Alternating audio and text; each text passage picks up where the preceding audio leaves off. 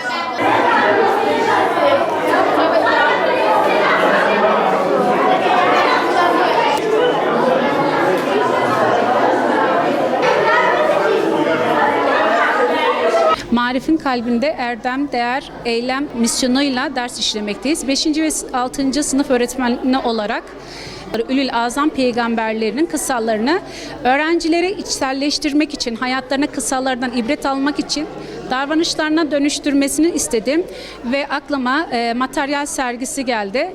Öğrencilerin el becerilerinin özveriyle çalıştığı hayal gücüyle beraber böyle bir sergi ortaya çıktı.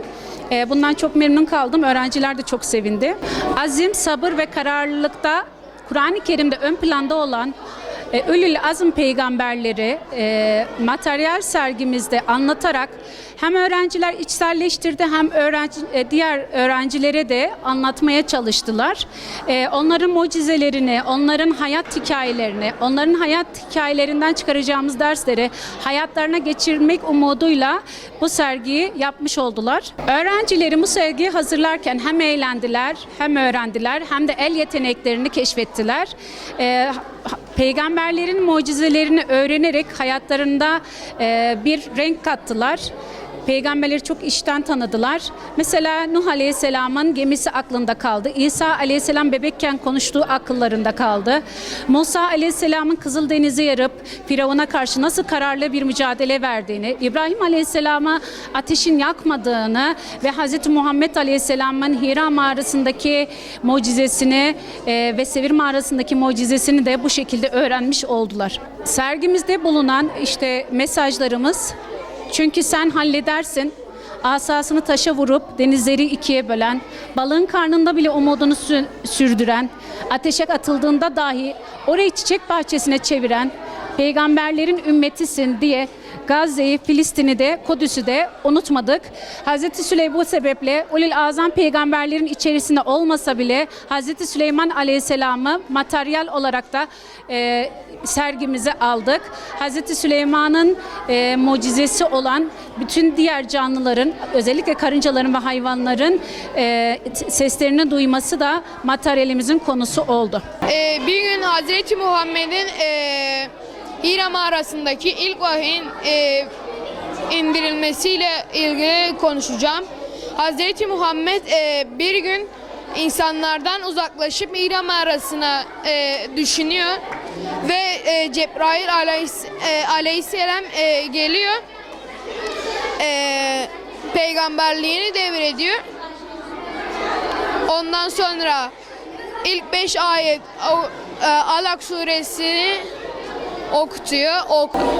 Bu olayı da minyatüre dönüştürdüm. Güzel bir etkinlik oldu benim için. Ben minyatür olarak burada fil olayını anlatmaya çalıştım. Burada olan ve bizi gören birkaç tane arkadaşımıza fil olayını anlatmak üzere buradayız. Burada o sınıfça veya okulca kişilerle toplandık ve burada proje ödevi olarak ve ekstradan bazı kişilere öğretme amacıyla minyatürler yapmaya çalıştık. Hz. Muhammed sallallahu aleyhi ve sellem'i tanıma ve anlama ve böyle konuları önleme ve öğrenme amacıyla dile getirdik biz bu minyatürleri.